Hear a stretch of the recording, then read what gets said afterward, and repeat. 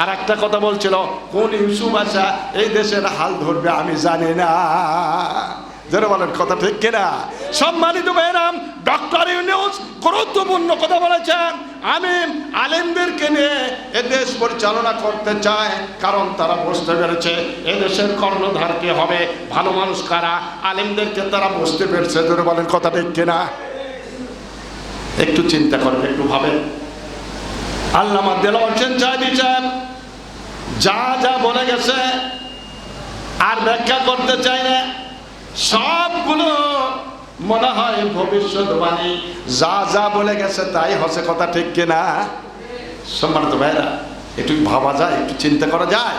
হ্যাঁ, আল্লাহ পাক বলছেন ইউরিদুনা লিইউতফিউ নূরাল্লাহি বিআফওয়াহিহিম ওয়াল্লাহু মুতিম্মু নূরিহি ওয়ালাউ কারিহাল কাফিরুন। যত চেষ্টাই করো না কেন, আল্লাহর দ্বীন পৃথিবীতে তোমরা নির্বাপিত করতে পারবে না। আমার দ্বীনকে আমি আল্লাহ প্রজ্বলিত করে ছাড়ব, এটা কেউ ঠেকাতে পারেন না। আমরা যদি পক্ষে থাকি, আল্লাহ পাক আমাদের কত বড় মর্যাদা দেবে দেখেন। আজকে এই সোনার ছেলেরা আপনার আন্দোলন করে সর্বপ্রথম যিনি শহীদ হয়েছেন আবু সাঈদ, আবু সাঈদের পরে আরো শত শত ছেলে পেলে শাহাদাত বরণ করেছে। অনেকে আজকে এখনো হাসপাতালে কাতরাচ্ছে। একটা ছেলের স্টেটমেন্ট দেখে আর সাক্ষাৎকার দেখে আশ্চর্য হয়ে গেলাম। লোকজন, সাংবাদিকরা প্রশ্ন করছে, ভাই তোমার তো পাও একটা নাই, তুমি তো পঙ্গু হয়ে গেলে।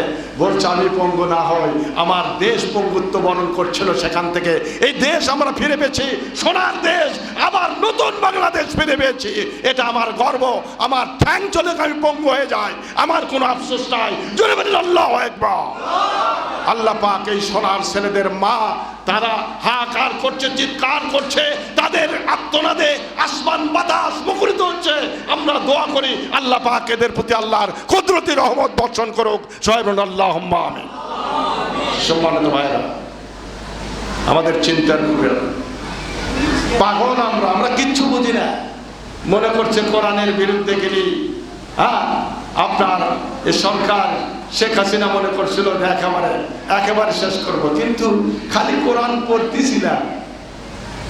বিশ্বাস করেন, এত জেল খেলা, 7 বার জেলে গেলাম, মামলা খেলা, মামলা, এত কিছু, কিন্তু তারপরেও কোরআনের প্রতি যেন বিশ্বাস আসছিল না যে আল্লাহ কি পারে। আল্লাহ পাক বলেন, কুলিল্লাহুম্মা মালিকাল মুলকি তুতিল মুলকা মান তাশাউ ওয়া তানজিউল মুলকা মান তাশাউ। জোরে বলেন আল্লাহু আকবার। আল্লাহ পাক বলেন, মুহূর্তের মধ্যে আমি রাজত্ব কেড়ে নিতে পারি, আর রাজত্ব আমার দিতে পারি। কি জোরে বলেন কথা ঠিক কিনা? আল্লাহ পারে কি পারে না? 1 ঘন্টা আগেও কল্পনা করে যায় নাই শেখ হাসিনা যদি বসতো আমার রাজত্ব চলে যাবে, আমার ক্ষমতা চলে যাবে, তাহলে সকালবেলা এত সুন্দর ইলিশের পাক হতো না বাসা। কি যে পাকগুলো করছিল ভাই, এই বাংলার মানুষ যে খালো ঠিক মতো, আমরা দেখেই শান্তি। কি মজা করে খালো, কি কর। এই কি মনে করছিল যে আমি দুপুরে এই খাবার খেতে পারবো না? কল্পনা করা যায় না। কাদের কাকা ওই যদি ভাবতো যে এই অবস্থা হবে, এই কাকার কি অবস্থা আপনি দেখেন। আল্লাহ কি না করতে পারে? ডক্টর ইউনূসকে কল্পনা করছিল, ধারণাও করতে পারে নাই। আল্লাহ পাক রাজত্ব একজনক কেড়ে নিল, ডক্টর ইউনূস কখনোই কল্পনা করতে পারে নাই যে আল্লাহ পাক তার কিন্তু সাজা হয়ে গেছিল। এই সাজা মওকুফ করে দেয়, আবার রাষ্ট্র নায়কের দায়িত্ব পালন করবে, এই রাষ্ট্রের কর্ণধার সে হবে, এটা সে কল্পনা করতে পারেনি। আল্লাহ বলেন, কুলিল্লাহুম্মা মালিকাল মুলকি তুতিল মুলকা মান তাশাউ ওয়া তানজিউল মুলকা মিম্মান তাশাউ ওয়া তুইজ্জু মান তাশাউ ওয়া তুযিল্লু মান তাশাউ বিয়াদিকাল খায়র ইন্নাকা আলা কুল্লি শাইইন কাদির।